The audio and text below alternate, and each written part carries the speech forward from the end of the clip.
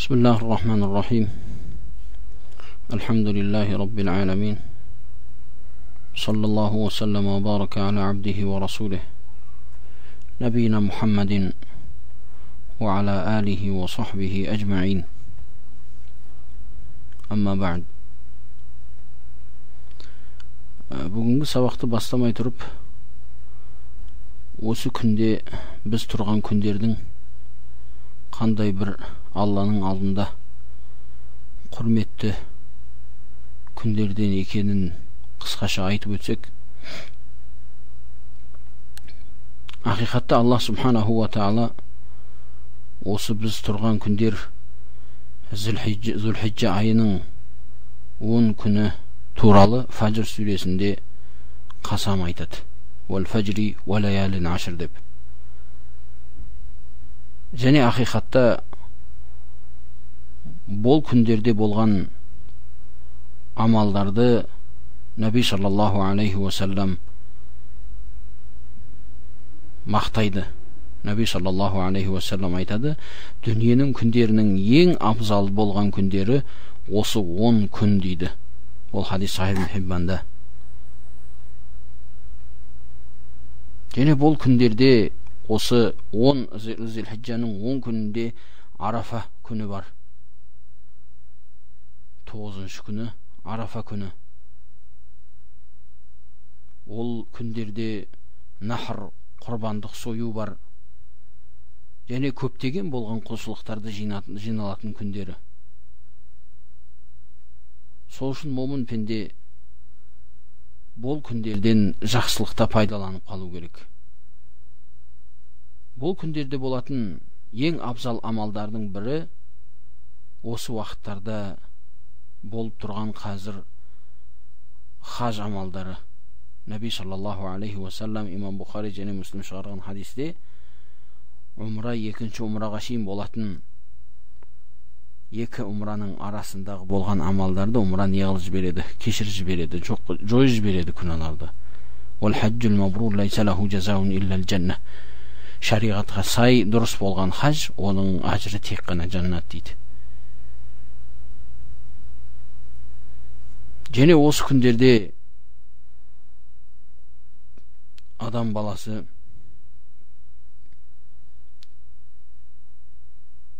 егер жағдай болатын болса, ораза тұтқаны жақсы. Себебі Наби саллаллаху алейхи ва саллам айтады, Алла субханаху ва таала айтты дейді, адам баласының бұл бүткіл барлық амалы өзі үшін тек қана ораза. Оразасы мен үшін, мен өзім жеке, ерекше оның сауабын берем дейді. Осы біз келешекте күтіп тұрған күндердің бірі 9-шы Зүлхиджа, ол Арафа күні. Ол күнге ерекше мән берілу керек. Имам Муслим рахимахуллах шығарған хадисте Наби саллаллаху алейхи ва саллам айтады, Арафа күнінің оразасы, ол оразаменен мен Алла субханаху ва тааладан сол ораза тұтқан адамның 1 жыл бұрынғы және 1 жыл кейінгі күнәларын кешірілуін Алладан үміт етемін дейді.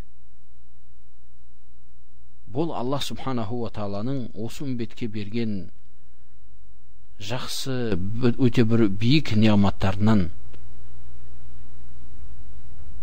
Адамның өмірі қысқа болғанменен көптеген жақсылықты істеп қалуға жағдай болады.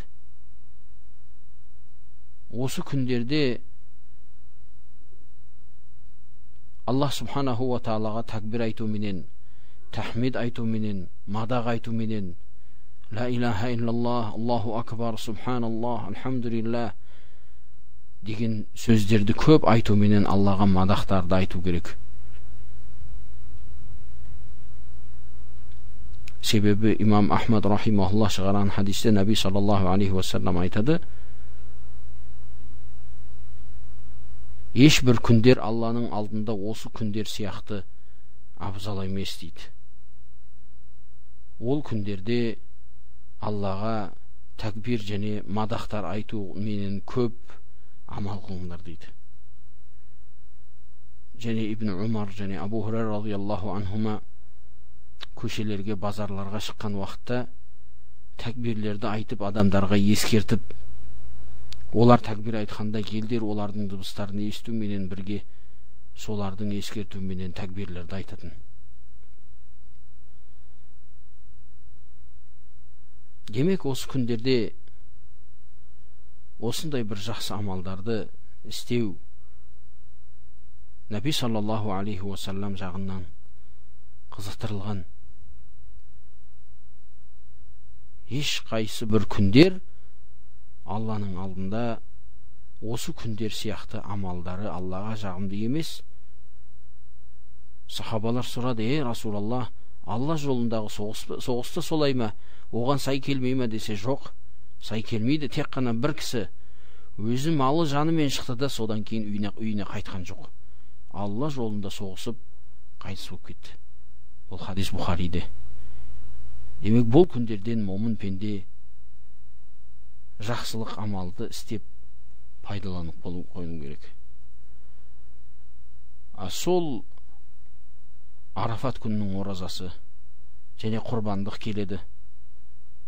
Айттан құрбандықты адам айт намазынан шығуменен орындайды.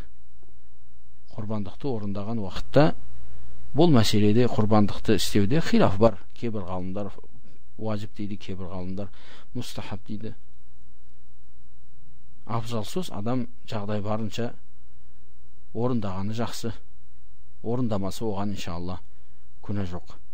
Кімде-кім осы жылда құрбандық шалу ниеті болатын болса, Наби саллаллаху алейхи уассалам айтқандай, егер 10 күн кіретін болса, кімде-кім осы жылдан, осы айдан құрбандық қылмақшы болса, осы 10 күннің ішінде шашынан немесе басқа денесінен ешбір нәрсеге тимесін дейді.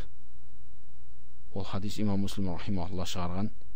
Демек, адам құрбандық қылмақшы болған адам осы 10-шы осы Зулхиджаның бірінен бастап тимейді. Кімде-кім бұл нәрселерді білмей, егер шашын немесе тырнағын алып қойған болса, қалған күндерінде сақталады.